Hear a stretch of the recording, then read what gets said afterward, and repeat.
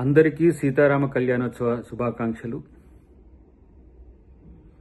ఈ రోజున కూడా బీజేపీ రాజకీయాలకు తెరలేపింది. కాంగ్రెస్ పార్టీ రాష్ట్ర వ్యవహారాల ఇన్ఛార్జ్ మీనాక్షి నటరాజన్ గారి మీద బండి సంజయ్ గారు చేసిన కామెంట్స్ చూస్తే ఇంత ఇంగితం లేకుండా రాజకీయాలు చేస్తున్న పరిస్థితి మనకు అర్థమవుతున్నది. వారు ప్రముఖ గాంధేయవాదే కాకుండా సామాజిక ఉద్యమాలకు మేధా పాట్కర్ గారితో కలిసి జాతీయ స్థాయిలో ఉండే స్వచ్ఛంద సేవా సంస్థలతో పనిచేస్తున్న ఒక ఆదర్శ మహిళ. ఆ విషయం ముందుగా మీకు తెలియదు.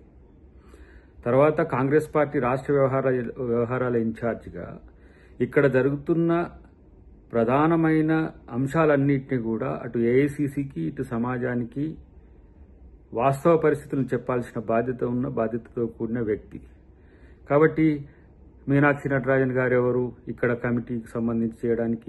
మీరు ఫ్యాక్ట్ ఫైండింగ్ కమిటీ వేయండి, మోడీ గారిని పెట్టి వేయండి. మరి మీరు బీజేపీ ఇలాంటి ఏమంటాము అజ్ఞానపూరిత స్టేట్మెంట్స్ వల్ల మీ స్థాయి కేంద్ర మంత్రులు, మీరిద్దరు సహాయ మంత్రి అన్నా అందరు అసహాయ మంత్రి అని మిమ్మల్ని అంటున్నారు.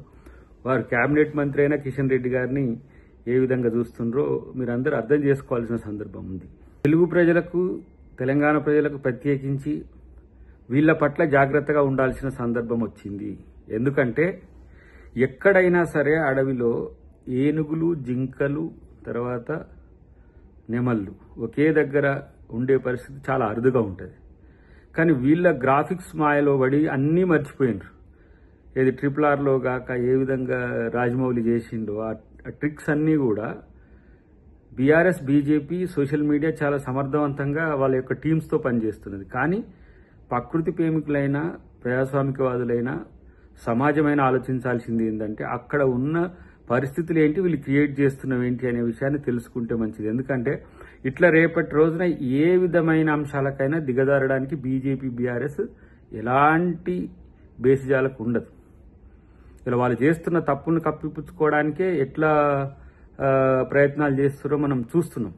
కానీ ఇలా తెలంగాణ ప్రభుత్వం, ముఖ్యమంత్రి గారు రేవంత్ రెడ్డి గారు ప్రజలకు సంబంధించి ఎలాంటి, విద్యార్థులకు సంబంధించి ఎలాంటి నెగిటివ్ రోల్ తీసుకోడు. రెండవది, ఇలా సుప్రీంకోర్టు కానీ, హైకోర్టు కానీ, చట్టాలకు కానీ, న్యాయాలకు లోబడి కాంగ్రెస్ ప్రభుత్వం పనిచేస్తుంది. గతంలో రాజశేఖర రెడ్డి గారైనా, రోషయ్య గారైనా, కిరణ్ కుమార్ రెడ్డి గారు కాంగ్రెస్ ముఖ్యమంత్రిగా ఉన్నప్పుడైనా చట్టాలను, న్యాయాలను, కోర్టులను గౌరవించిన మాట తెలుసుకుంటే మంచిదని చెప్పి నేను వాళ్ళకి హితవు చెప్తున్నాను.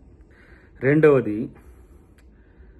రాజమౌళి లేకపోతే సినిమా ఇండస్ట్రీలో ఉన్న చాలా మంది దర్శకులు మిమ్మల్ని చూసి భయపడుతున్నారట. మిమ్మల్ని అంటే బీజేపీని, బీఆర్ఎస్ని చూసి.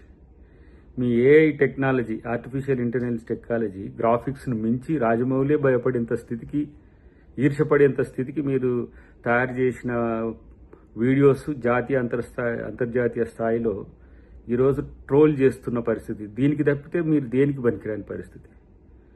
జాతీయ, అంతర్జాతీయ మీడియా మీ గుప్పిట్లో ఉంది కాబట్టి ఇక్కడ జరుగుతున్నదంతా కూడా జీవకారుణ్యంకు వ్యతిరేకంగా, పర్యావరణానికి వ్యతిరేకంగా ఉంటున్నట్టుగా మీరు ప్రచారం చేస్తున్న పరిస్థితి. ఇలాంటి పరిస్థితిని ఎదుర్కోవడానికి ప్రభుత్వానికి ఏం సమస్య లేదు.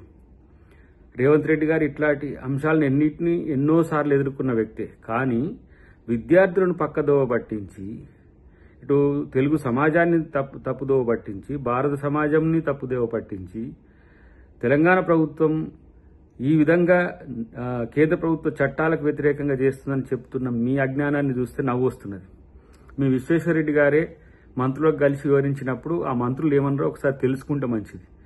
రాజకీయాల కోసం, లేదంటే ప్రభుత్వాన్ని అవాసుపాలు చేయడం కోసం, లేదంటే మీ యొక్క అస్తిత్వాన్ని నిలుపుకోవడం కోసం ఇలాంటి ఏమంటాం పనికి మాలిన స్టేట్మెంట్స్తో బీజేపీ కాదు, బీఆర్ఎస్కి కూడా ఏమీ గొప్పగా అయ్యేది ఏం లేదనే విషయం తెలుసుకుంటే మంచిది.